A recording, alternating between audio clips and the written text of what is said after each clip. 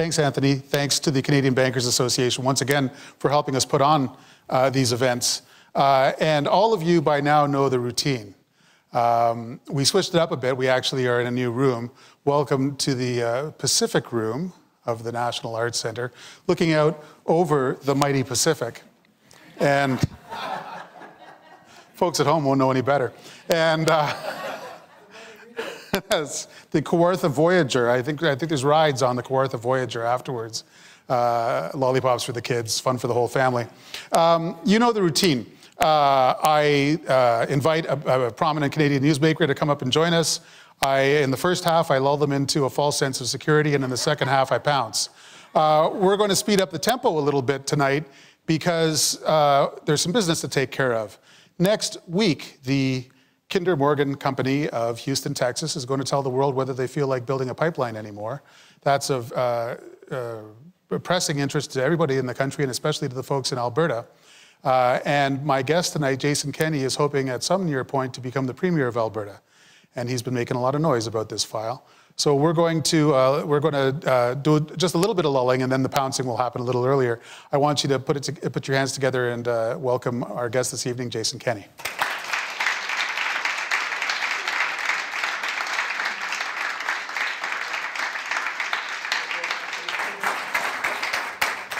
Sir. Welcome to the Pacific. Thank you very much. And thank you for accepting our invitation. It's not quite as easy for you as it is for our Ottawa guests. You had to actually come in from out of town. I had to take the red eye, so you've got an advantage over me for sure.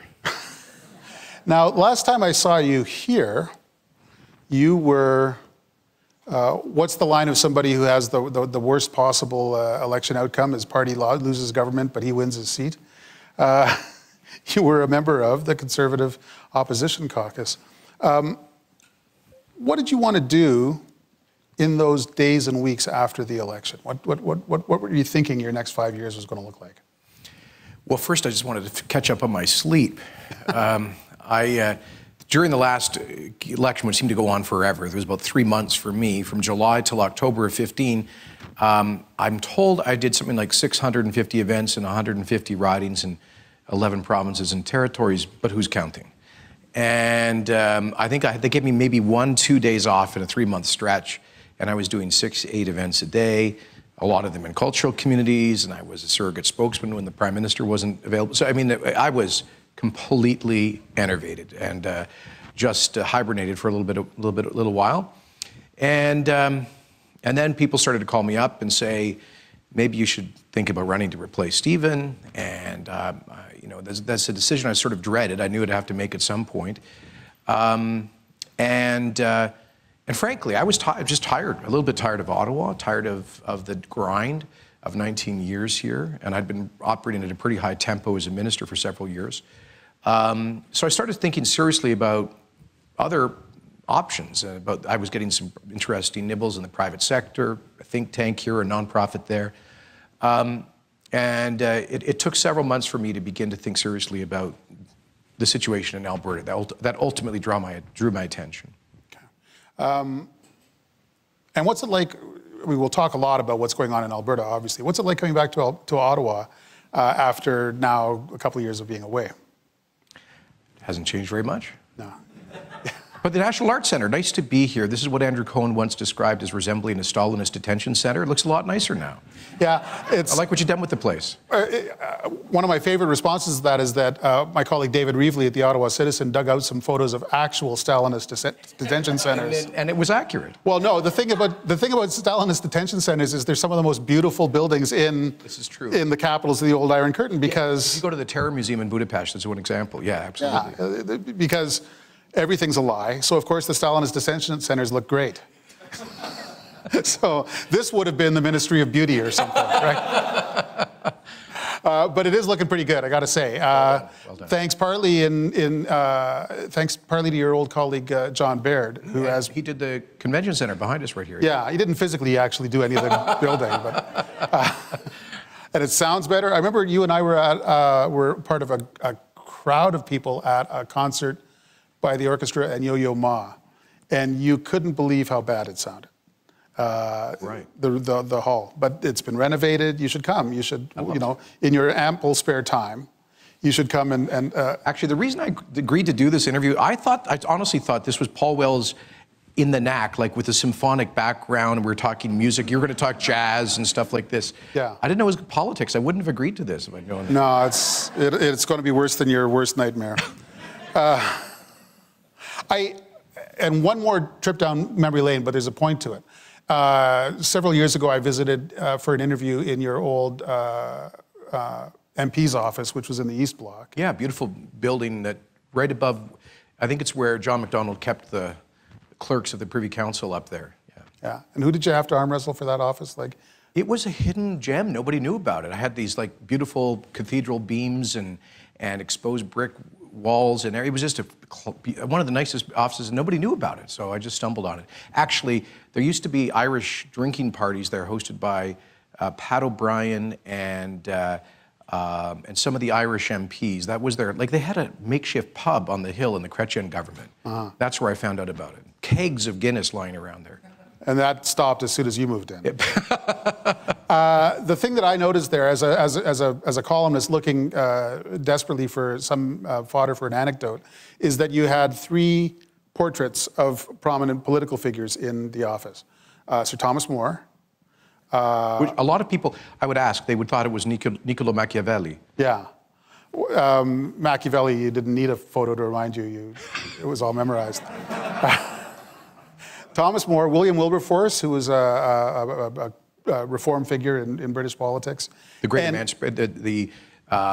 great abolitionist of the slave trade. And Abraham Lincoln. Mm-hmm. And the thing that struck me at the time was only one of those 3 had actually gone on to lead a government. The others had been power behind the throne, agitator in the face of power. They hadn't been actual heads of government.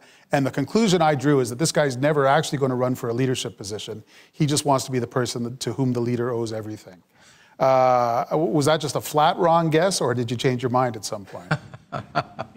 Well, I actually not completely off. Like people ascribe to me ambition for leadership, which I never possessed myself, honestly. Like because of my hyperactivity politically during the Harper years, out on the road, in the party, reaching out, building. I think it's fair to say that I did a lot to build the party in those years. In the cynical mind of Ottawa, the assumption was I was only doing that to develop a leadership campaign, which wasn't true. I mean, I actually was passionate. Stephen Harper and I had this argument at the Mayfair, or the Royal Oak pub on Bank Street in 1995, after we watched Pulp Fiction together, believe it or not.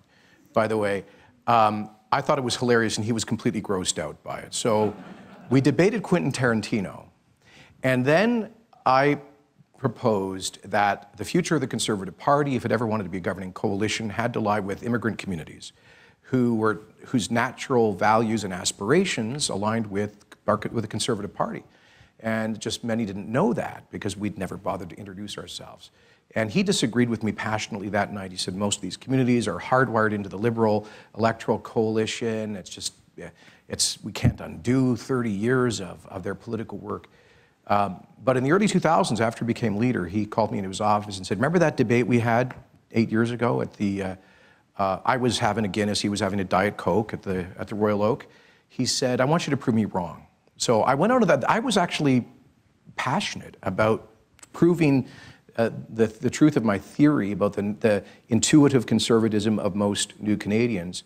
And it was, for me, it was about the movement. It was about the principles that motivated my public service. It wasn't about an office, an empty aspiration. Okay. So I kind of surprised myself by what I decided to do in 2016 in Alberta.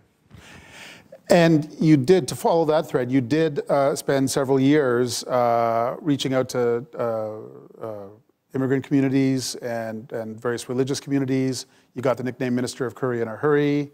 One of the questions I've had in recent months is who's doing that work in today's federal Conservative Party? Yes, I have the question too. I mean, I think Andrew is doing a good job, and as I follow him, he's making a deliberate effort, and a lot of the folks that I attracted to the party as volunteer organizers or helping him out, helped out his leadership campaign.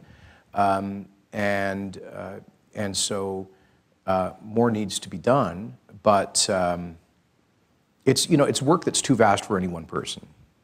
Okay. It is work that you've continued in Alberta. Mm-hmm, to some extent, to the greatest extent I can. But a lot of my time has been in a pickup on the road, doing over 1,000 events in every corner of Alberta. Now I'm at a stage where I'm spending more time with cultural communities in the two big cities. Okay. Is it strange to actually spend so much time in Alberta? Because one of the things you had the luxury of when you were a federal MP and a federal minister was you had a pretty safe riding, and you didn't actually have to keep an eye on it. Did Alberta change much while you were not away, but less frequently there? Well, obviously, it changed in some respects, but there's a theory. Don Braid, a Calgary columnist, wrote a book about the NDP's election in 2015, the thesis of which is that Alberta's political culture fundamentally changed, and the NDP's election was evidence of that. And basically, his thesis is that through migration and millennials and so forth, that Alberta's political culture has moved to the left, maybe even to the center or center-left. And I think he is completely wrong. I think there is zero empirical evidence to support that. I really do believe that while the NDP's mandate is obviously legitimate, it was, in a political sense, an accidental outcome. They didn't expect to win that election, even, I think, on election day. Nobody else did.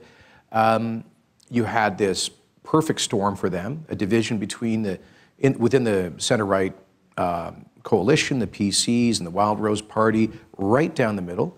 You had a lot of default free enterprise voters who stayed home as a reflection of their frustration with the choices, and some free enterprise voters who cast what they thought were risk-free protest votes for the NDP. Now we've reunited that free enterprise coalition. Our party has something like in our poll, a 36-point lead, other polls a 25-point lead. We have a healthy lead in every demographic, in every cohort, in every region of the province. And when I look at the issues, the predominance of concern about debt and deficit, about Alberta's role in the federation, about openness to healthcare reform and education, school choice, and so forth. But I look at the actual matrix of issues, Alberta looks like Alberta to me. People want a sensible mainstream center-right free enterprise government and those kinds of practical solutions. So no, I don't think it changed by orders of magnitude, perhaps changed by degree. Let's turn to current events. And let me start with something that you tweeted when Kinder Morgan announced that it was going to give itself May to decide what was going to happen.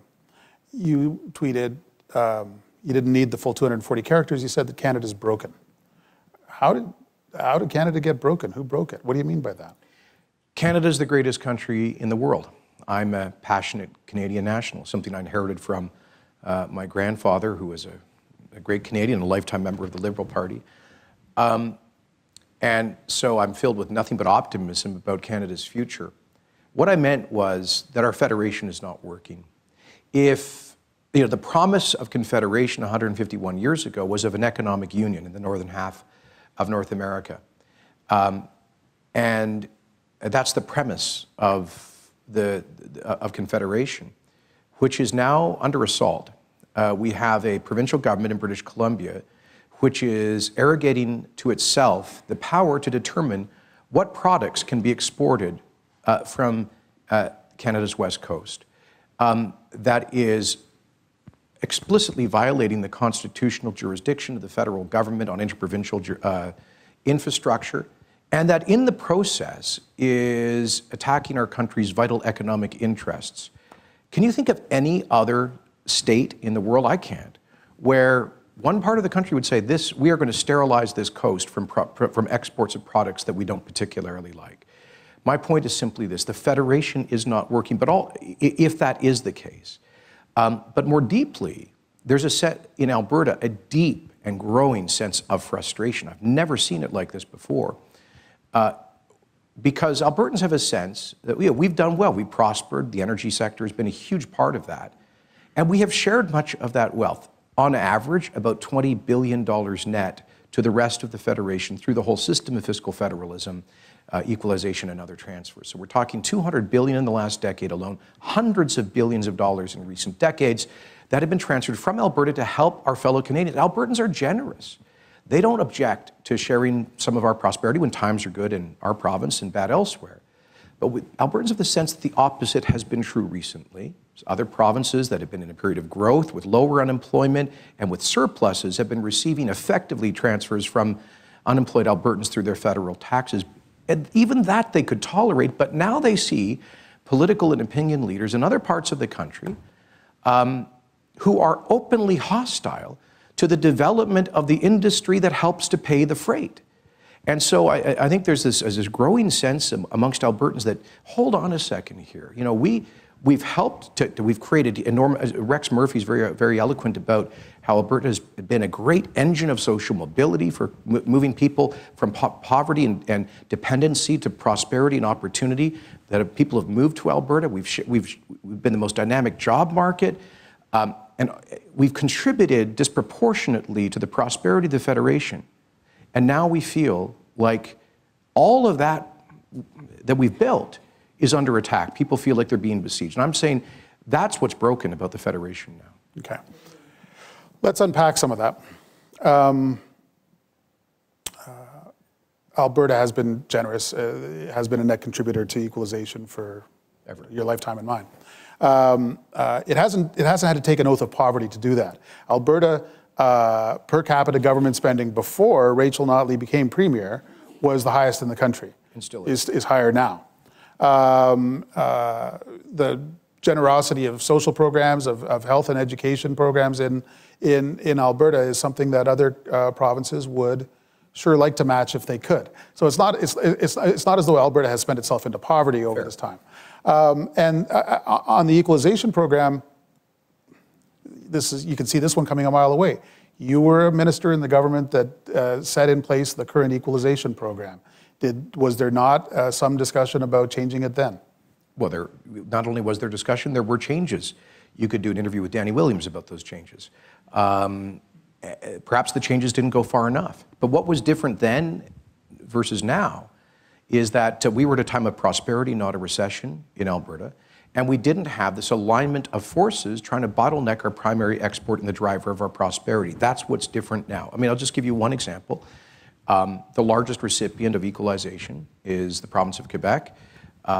And we had prominent Quebec political figures argue, and much of the political class, militating against Energy East, which would have allowed Quebec to displace foreign oil imports and to consume instead Alberta, Western Canadian energy, which helps to generate the wealth that is transferred through equalization. That was killed effectively, I believe, by the federal government telling the National Energy Board to get into the business of regulating up and downstream carbon emissions. And with it, the dream of energy independence died.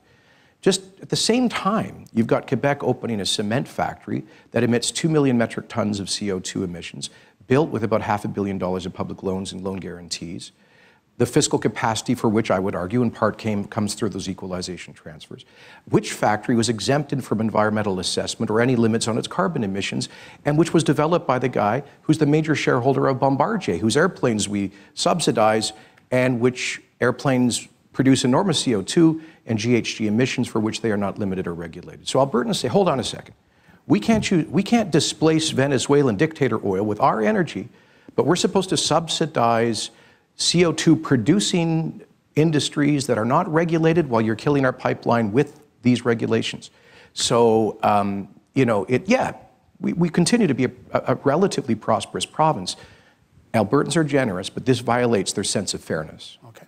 Well, then you must be thrilled because things are looking up, because here's a federal government and a federal finance minister, Bill Morneau, who's working just about full time to figure out a way to pony up a federal stake in the Kinder Morgan pipeline. Isn't that great? Well, is it a stake, or is it what the announcement we got last week was some form of limited and qualified indemnification? Look, I am not completely opposed to some form of public participation in the pipeline as a last resort, But the first resort it must be getting the thing built. And there's been no change in that. Kinder Morgan didn't come to the table 6 weeks ago saying they want a bailout, they want a backstop, they want a loan guarantee. They said what they want is legal certainty that they can build the thing in British Columbia. And so I don't think this is the federal government responding to the actual issue. They could and should use their constitutional authority to override any dilatory tactics from the BC New Democrats. I think they could, just for greater certainty, could invoke the declaratory power of the Constitution. In doing that, 9210C, there's a Senate bill that's now in front of the House of Commons. They could use the power of the federal purse. I believe this is what Pierre Trudeau would have done to protect federal jurisdiction. But the federal Liberals just gave BC $4.2 billion in discretionary infrastructure funding. They're negotiating the labor market agreement renewals. That's $1.1 billion of federal discretionary transfers. This is not health care. I think if they were remotely serious about this, they would have used the power of the purse to apply pressure to BC. So they can put in the loan guarantees or indemnification, but if that doesn't stop the legal runaround, the death by delay strategy, the war in the woods strategy, then what has anybody gained? So what does the power of the purse look like? What's going on in British Columbia now that the federal government should stop paying for? Well, I've identified two things in particular, which is the over $4 billion in discretionary federal infrastructure transfers. I would say to the government of British Columbia, if you're going to block a $7.4 billion private sector infrastructure investment that will create thousands of jobs and generate hundreds of billions of dollars of value for the country, then we're not going to give you $4 billion of discretionary infrastructure money. So we'll give you that check as soon as construction is well underway for Kinder Morgan. Or the job training funds. You're going to kill thousands of jobs? You want us to reward you with $1 billion in labor market agreement funding? No, we're going to apply a condition that you respect the Constitution, the rule of law, and free trade within Canada before doing so. By the way, I've always been a hawk on internal free trade. I was a guy around the Harper cabinet table arguing for use of using the federal constitutional authority to override interprovincial trade barriers in goods and services and labor. So this is not a new position for me. The declaratory power that you talk about was last used in 1961, because it's fallen out of fashion for a long time. Is our circumstances so dire that we go back to what was common practice when Diefenbaker was the Prime Minister? Or I think more like when Laurier was Prime Minister, was more often used before the Second World War. The answer is yes, this is developing into a constitutional crisis. and it's almost existential for the future of our economy, in my judgment. By far the largest Canadian export product has been our energy.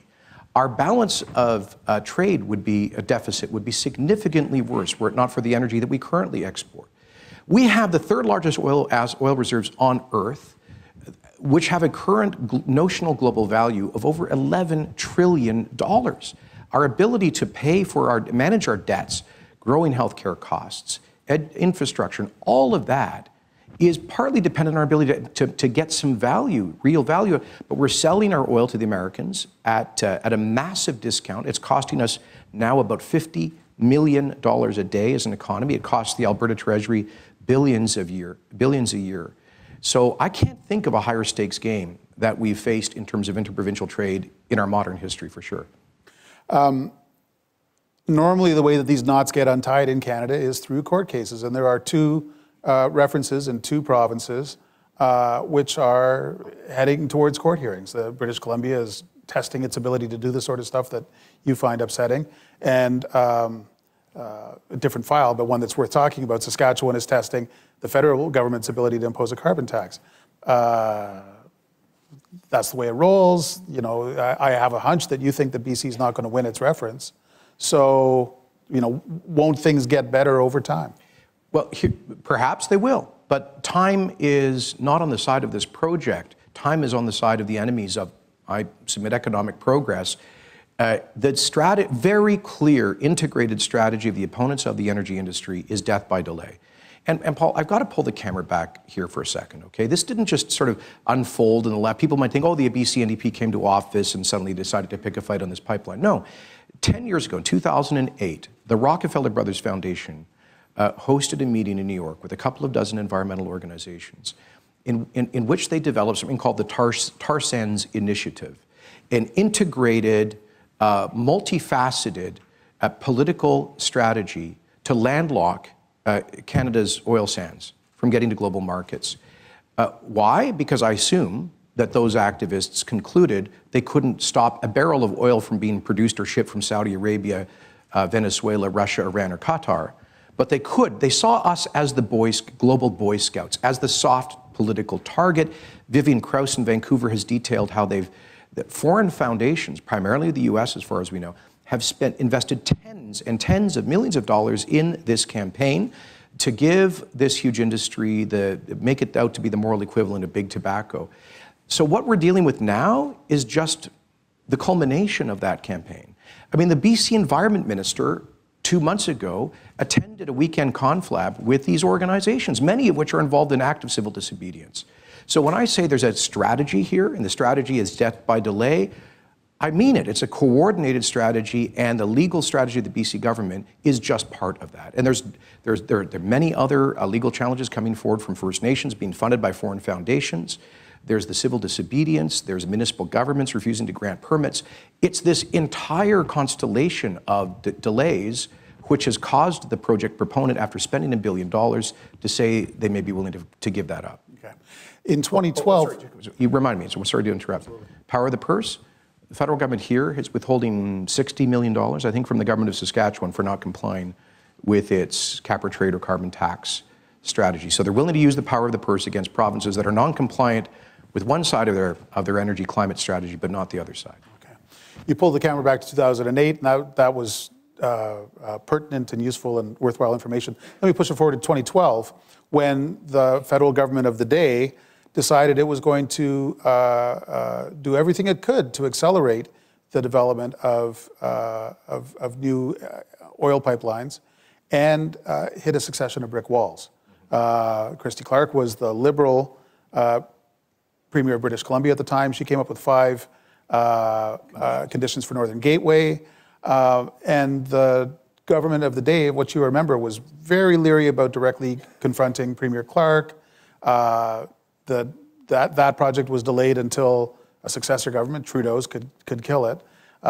It seems to me that your own history in federal government is not one of particularly greater success at combating these forces of delay.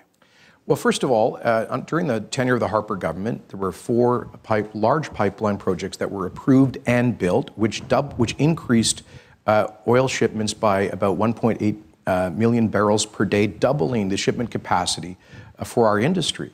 And secondly, in terms of coastal pipelines, we approved the Northern Gateway pipeline 5 months after it had been approved by the National Energy Board.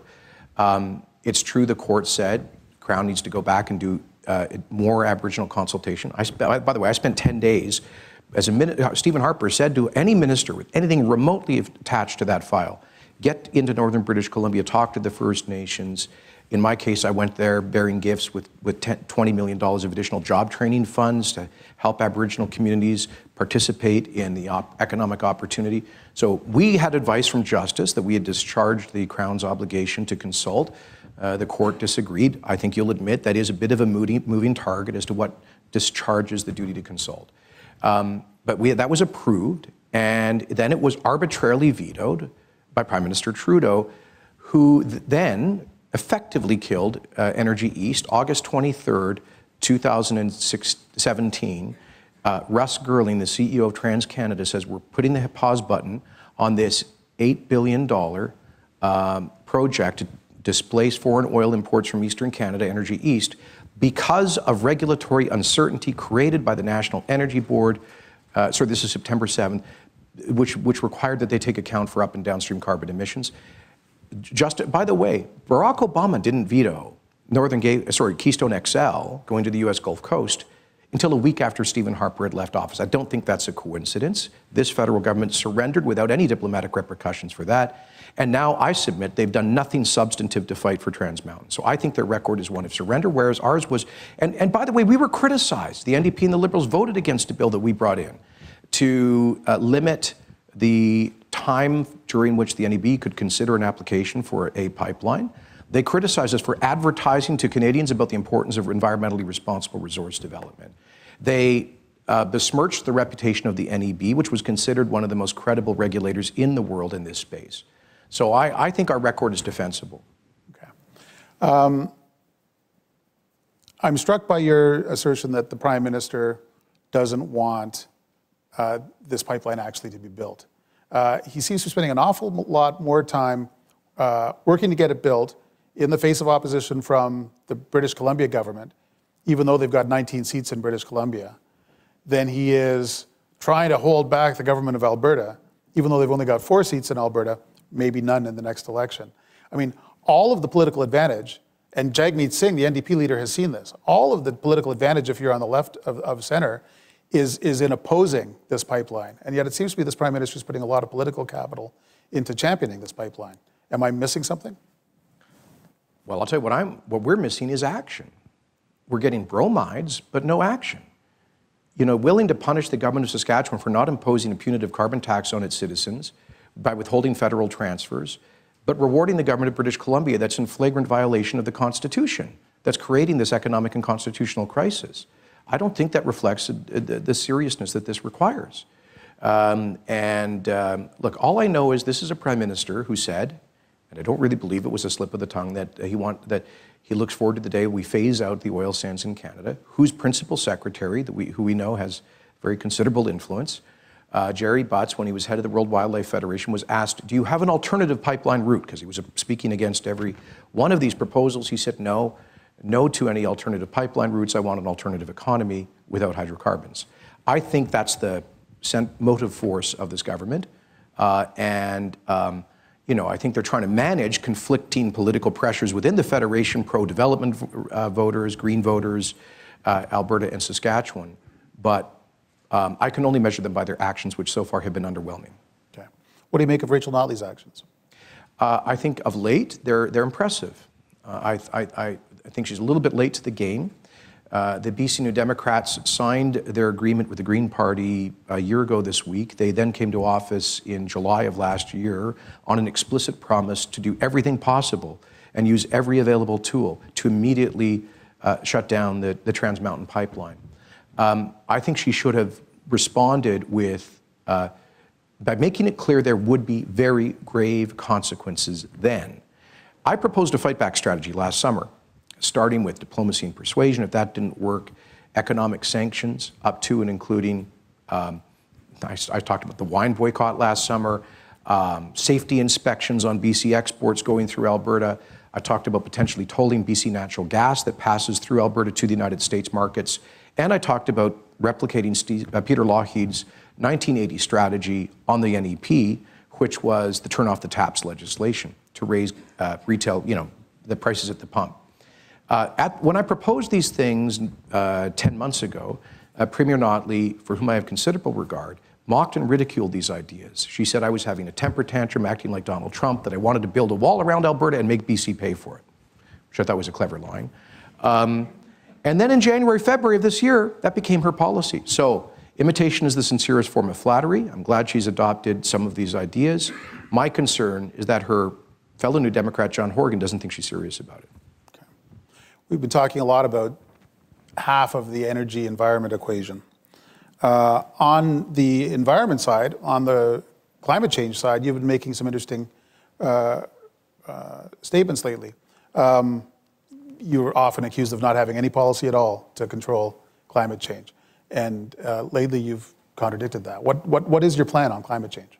Well, we'll publish a realistic plan on the environment and on climate change in our platform about 11 months from now, next spring. But right now what we're looking at is reverting to, I think, what was the first levy or tax on carbon emissions In Canada, it was introduced by the previous PC government, but it was focused on major industrial emitters. It didn't punish consumers for heating their homes in the winter or driving their cars to work. It was a levy on major emitters that 100% of which revenues went into a tech fund. And I think that's where the solution will be found. It's not punishing seniors for heating their homes when it's 20 below outside. It's in thousands of small technological advances that will shrink the carbon intensity of industry that we will actually, and we've done that in Alberta, by the way. The oil sands, the carbon footprint of a barrel of bitumen is a third of what it was 20 years ago. This happened through intensive research, a lot of it done at our great universities in Alberta. So fund more of that. So that's also, much of that becomes exportable to developing countries that have environmental challenges. Secondly, I'm interested in the regulatory approach being taken by the Saskatchewan government. One thing they're doing is to help accelerate agricultural practices of zero-tillage farming that create carbon, that allow for vast areas of farmland to become a carbon sequestration. And thirdly, I'd be willing to look at some positive incentives for consumers in terms of energy efficiency. But we'll spell all that out next year. Does that suite of measures bring you within a country mile of meeting Alberta's share of the 2030 climate targets? I don't know. We're going to have to do the math on all of this. All I know is that apparently according to the UN, Canada is at least 90 megatons short of the Paris target. I think we should keep that as an aspirational target, but we should not impose on our country massive economic costs that no other country is imposing on themselves. And this is the problem of carbon leakage. Since the Alberta NDP imposed a carbon tax in our province, not only because of that, but other policies, we've seen the flight of nearly $40 billion of capital from oil and gas in Alberta to oil and gas in North Dakota, Colorado, Texas, Kazakhstan, Iran. The capital has stayed in the industry, so it's not a function of price. I think it's a function of policy. All of that money has gone to develop oil and gas in jurisdictions that do not have carbon taxes. And they do not have, do you think Iran or Saudi or Russia have serious plans to meet the Paris target? So my point is, carbon leakage, maybe we'll feel more virtuous about ourselves if we kill jobs in Canada, but if all we're doing is creating jobs in countries that take the environment less seriously, the world is no better off. So your goal is to impose costs on large final emitters in Alberta that are not serious enough to provoke a carbon flight, a carbon leakage? We didn't see that flight of investment when there was what's known as the specified gas emitter regulation under the previous government prior to 2015. In fact, the industry was copacetic with that. Okay. Copacetic because it wasn't a very high price. Yeah, and you could say the same thing about the retail carbon taxes, the advocates for which say that for them to bend the curve sufficiently on consumption to hit Paris targets requires a price of $300 a ton, which is, in Alberta right now we're at $30 a ton. So I say it's time for for Minister McKenna and company to be honest with Canadians. This is a frog in the pot strategy. You put the frog in a pot of boiling water, he jumps out, cold water, and gradually turn it up from a lukewarm to a simmer to a boil. You've got a boiled frog. They want the price to go to $200 and then $300 a ton, and consumers to get gradually used to paying outrageously more to heat their homes and drive to work. I don't think that's a responsible environmental strategy. Okay. Do you think this is essentially a contrived problem, the climate change? No. Okay, then at some point, do you need responses on the scale of the problem? It's the problem is the tragedy of the commons. We could shut down the Canadian economy tomorrow, and it would make negligible, if any, measurable difference in global greenhouse gas emissions. China, in a year or two, its growth in emissions would make up for the elimination of the entire Canadian economy. So my point is, let's be balanced about this, and let us recognize that we are a big, cold, spread out, northern, highly developed, industrialized economy that is a major energy producer. There are some unique characteristics. So of course we have higher than average per capita emissions. That is a function of who we are. Okay. Whenever I hear someone saying that Canada could shut down its economy and it wouldn't make any difference in the global greenhouse gas score, I love that argument because it's a very good argument for me not paying any income taxes. Because I can't afford, my income taxes aren't going to pay for the equalization system, or they're not going to pay for $300 billion of infrastructure, so I might as well not pay any. Or do I have to pay my share? Yeah, of course we have to do our part. But we have to do our part without inflicting upon ourselves costs that are not shared elsewhere. Okay. I've used a good chunk of my time talking about basically two issues, oil and climate change. If you're lucky enough to become Premier of Alberta, how much of your attention is going to go to those two files? How much to the entire rest? I have no idea what the answer is. How much of your time are you going to be? Well, I suspect Premier Notley would say she's spending a lot more time. I doubt when she dreamed of becoming a Democrat Premier of Alberta, she'd imagine she'd be spending all of her time fighting for a Texas-based pipeline company. So and you know, Stephen Harper will tell you he'd never imagined he would have spent much, if not most of his time as Prime Minister on foreign policy. So events happen, and I think thanks to my governing experience here, I've got the disposition to respond to emerging events. But listen, I think this is a hugely important. In the 1980s, the 70s and 80s, Peter Lougheed, in many ways, was the counterpoint to Ottawa in developing a coalition of provinces against federal overreach. And I think that's a natural role for Alberta to play. So I'm already thinking forward and working with other provincial leaders across the country about how Alberta can play that role again. It's our perspective from the West, for many of us, that Premiers Brad Wall and Scott Moe have been doing double duty as the kind of de facto leaders of the resource industries of Western Canada. Alberta, I think, needs to step up to the plate. And I think that will be the central question in the next Alberta election a year from now. Who can most effectively fight for our prosperity, for our province, for our core industries? Okay. You had a party convention last weekend? 2.5 weeks. Okay, time flies. And it was designed to introduce the United Conservative Party to Alberta and to the world. And it was the largest political convention in Alberta history. There were a couple glitches. There were some resolutions that were passed by the members that friends and allies of yours had argued against, requiring minors to get parental consent for invasive medical procedures, which could include abortion, it could include vaccination, and also to get parental consent for joining after-school clubs, which include LGBTQ, Gay Straight Alliance clubs and things like that. After those resolutions passed, two things happened. First of all, you said you're not going to feel bound by those resolutions. And secondly, a website in which you advertised your willingness to be led by the members rather than to contradict them at every turn crashed. Is that website functional as of today? I don't think so. It was my leadership campaign website. Nice spin, Paul. But the reality is that was my leadership campaign website. And all I know is what I read from Jason Markisoff. So. Yeah, so it's true that my digital guys took down my leadership campaign website a few weeks ago because we were spending a couple $1,000s a month to host a site that no one was going to for a campaign that ended 7 months ago. But my so-called grassroots guarantee for policy development was for a very robust process that we led up to our founding convention.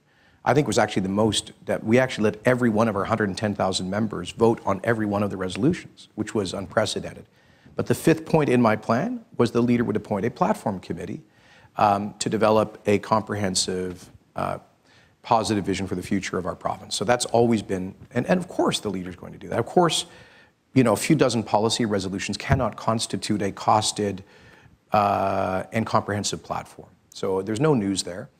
You know, when you open up a process like we did, there's always going to be a risk that there's some things that are passed that are contentious. One of those resolutions was very poorly worded, and I've told people how I'm interpreting it as a requirement, as an affirmation of the long-standing requirement in Alberta law that parents be notified about content in the schools dealing with religion or human sexuality. And even the NDP seems to agree that that is sensible. They've not sought to change that. But this was, look, I think you're missing the forest here for the trees. This was the culmination of 18 months of amazing political work We took two warring factions, brought them together. We had a 95% ratification vote for this unity. It's now the largest provincial party in Canada in terms of membership, the most popular political party in Canada in terms of polling. This is something a lot of people thought could not be done when we started it 2 years ago. So I'd like to look at the convention as a success. I ask about it because it's a sensitive point in kind of the your own history in politics. Some of the earliest conversations we had when you were a member of the Reform Party were about how the old Progressive Conservative, the old federal Progressive Conservative Party would have policy conferences and people would troop off to the policy conferences, and then Kim Campbell and Brian Mulroney would say thanks but no thanks, we're going to do what we want to do. Does that history occur to you when you're deciding which policy resolutions from the convention to apply?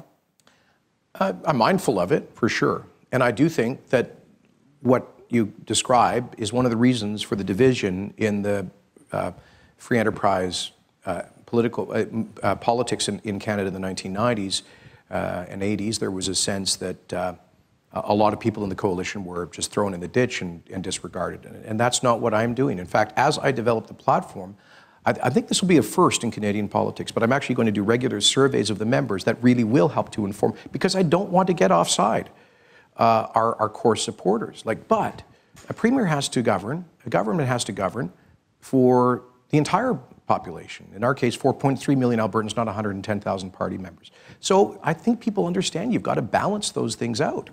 But I will never end up in a situation like my former colleague Patrick Brown ended up here in Ontario, where he committed the Ontario PC Party to a carbon tax without consulting the members and with massive hostility towards the idea from his electorate and his party base. So no, I'm not going to go to that extreme of almost purposefully disregarding the views of our membership. The resolutions they passed, the input they give us will constitute important input in the development of our platform. But there may be some points of derivation. Okay. The old Wild Rose Party was often factious enough to give its various leaders a headache. You've taken that party and the old Progressive Conservative Party and you formed this new UCP. Is the U in that accurate? Is it wishful thinking? How heterogeneous is the membership of the UCP?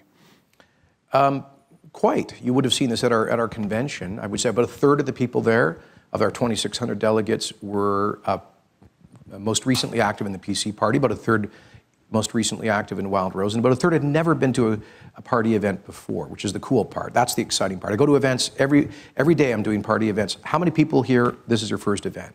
25, 30% of the crowd put up their hands. That is my focus, which is not just the marriage of two former factions, because that's going very well, but it's Albertans took for granted, many of us, our prosperity and our stability. You know, we thought the politics would take care of itself. And my message is that you can't take that for granted anymore. We had the lowest typical turnout in provincial elections in Canada, often averaging barely above 40%. Over 95% of people were never involved in a campaign or a party.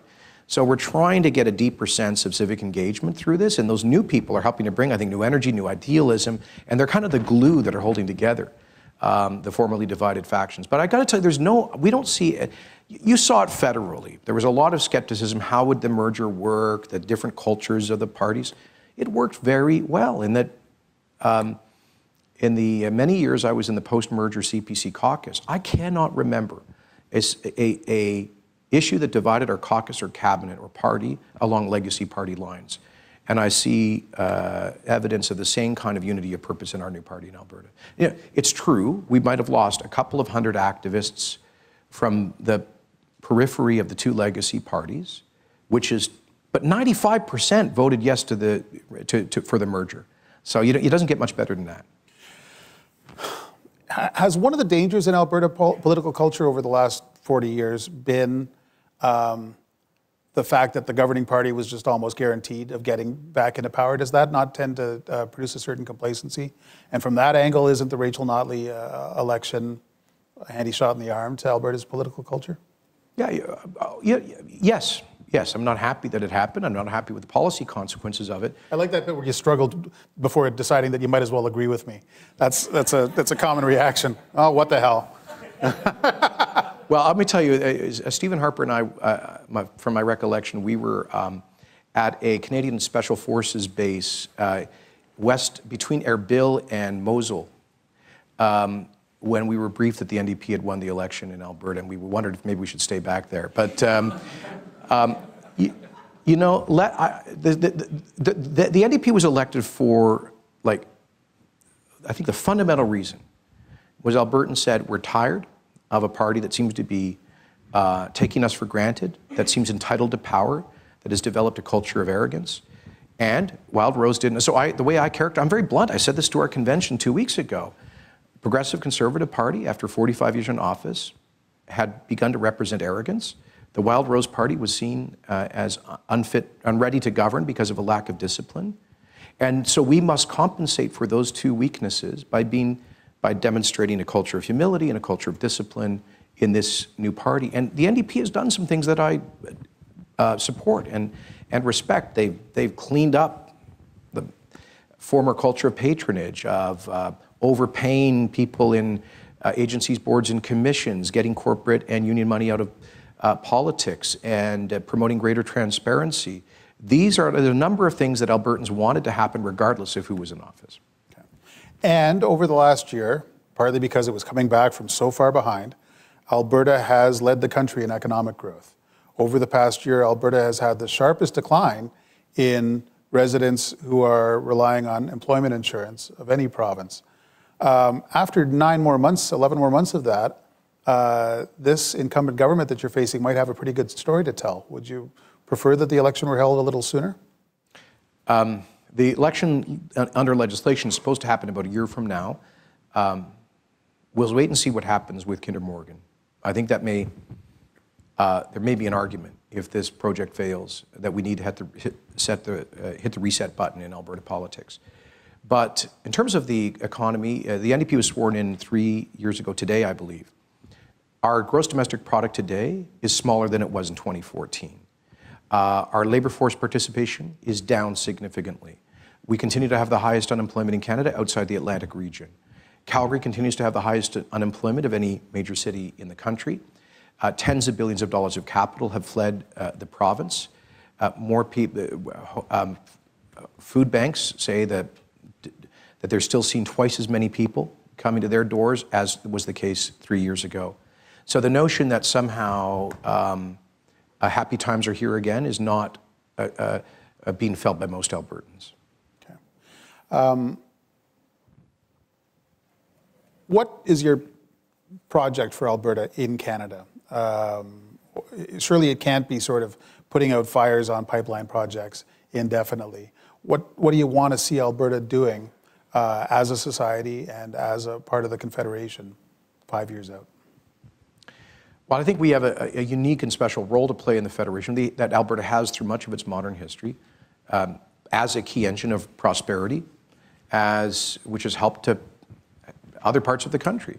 We'd like that prosperous Alberta to be back in a way that we can afford to share some of our wealth with other parts of the country, that we can be that engine of social mobility. And that would be my focus. What I'm really thinking about in developing our platform, I'm taking some cues from Arthur Brooks, the president of the American Enterprise Institute, in his book, Conservatism of the Heart. I really want us to focus on ideas developed by some Canadians like Yuval Levine about using market tools for social mobility.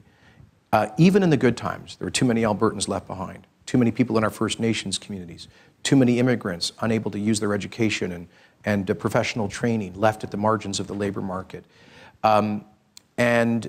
And so even in the best of times, we've had many serious social problems. So I want us to, my vision is of a province that has the right policy setting to become an engine of wealth creation so that we can then redistribute some of that wealth for true equality of opportunity. And by the way, I think we're going to have a mandate to be ambitious with a policy reform agenda. Recent PC governments kicked the can down the road on a number of issues. I'll give you one example, healthcare reform. Alberta has the most expensive health system in the country per capita, but we don't have the results that justify it. I say Albertans should have at least as many choices as British Columbians and Quebecers have in terms of a mix of private delivery within universal insurance. So I'm prepared to take school choice, empowering parents to choose the best education for their kids. It's a great Alberta tradition that I think we can amplify. So I think we can be, you know, the idea of a federation is you get a series of policy laboratories and provinces can innovate. I want us to be an innovative government. Alberta was this in the 1990s. We can be that again. We asked for questions from readers on Twitter. What do they want to ask Jason Kenney? Most of their responses stuff I've just incorporated into our conversation tonight. But the question that got most retweeted, all the really rude stuff. Man, well, okay. So my favorite, my favorite is Mr. Kenney so desperate for power that he will say or do anything for votes? Yes, no. No. Okay. I think we've seen the opposite tonight, sir. No, but the question that was most often retweeted was, which LGBTQ organizations have you met with since becoming UCP leader? And I think that expresses a concern in some corners that not everyone will be welcome in this new Alberta, including LGBTQ groups. That's not true. In fact, on the Sunday of our convention, I had a meeting about this resolution that passed with the LGB Tory group and a group called Parents for Choice in Education, where I already got them working together on a joint resolution where they agree on the right balance between protecting kids in schools who are going through difficult challenges and parents' involvement in the education system. We applied to go to the Edmonton and a gay pride parade. I was happy to participate in that. We were told that we're not welcome to go. So we'll continue to we're going to have a reception at the margins of that event. Listen, Paul, when I became Minister of Immigration, the very first interest group that I met with, that at my invitation, was EGAL, because they'd written to me wanting to raise issues around the consideration of gay refugee claims. And I immediately instructed the IRB to work with EGAL to train decision makers to understand the subtleties and nuances of claims on the grounds of sexual orientation. And then I read in the Toronto Star, my favorite journal, a story about a guy who was trying to bring in gay refugees who had fled Iran, were living in Turkey, and he was running into bureaucracy at Immigration Canada. I personally picked up the phone, called this guy, met with him in Toronto the first month I was minister. I flew over to Ankara. I went to places in eastern Turkey to meet with gay Iranian refugees who were living underground and created an underground railroad with this organization, the Iranian Queer Railway Network, that brought hundreds of people from potential execution in Iran to security in Canada. And I've talked recently, because I think I need to be a little bit more personal about this stuff. I talked recently about how when I was in college in San Francisco in the late 1980s, I volunteered occasionally at North America's first AIDS hospice, established by Mother Teresa and her missionaries of charity, doing menial work there. But so I think I know where my heart is, and I will continue. You know, is it true? I voted for the traditional definition of marriage, and so if people want to condemn me as a moral reprobate for that, then they better be prepared to do the same thing to everybody who was in democratic politics until, what, the last 5 or 10 years, including Pierre Trudeau and Jean Chrétien and Paul Martin and Tommy Douglas and Hillary and Bill Clinton and Barack Obama. So if that's the contemporary barometer for tolerance and respect for human dignity, then I would say apply it consistently. Okay. My friend Trevor over here is saying that we're out of time. I know that we could continue this conversation all night, but we are going to have many months to discuss all these issues, and I really want to thank you for taking the time to talk to us. And you're welcome to come out and do some field work in Alberta sometime. Come out for the Stampede. Do you have any cowboy Lisa, when boots? were we in Alberta last? We were there just several weeks ago, and I'll be back, don't you worry. But enough about me. Thanks everyone for coming out tonight, and there'll be a reception somewhere in this cavernous building that you can all join us at. And Jason is going to be kind enough to come and join and schmooze. So thanks. Good night, everyone.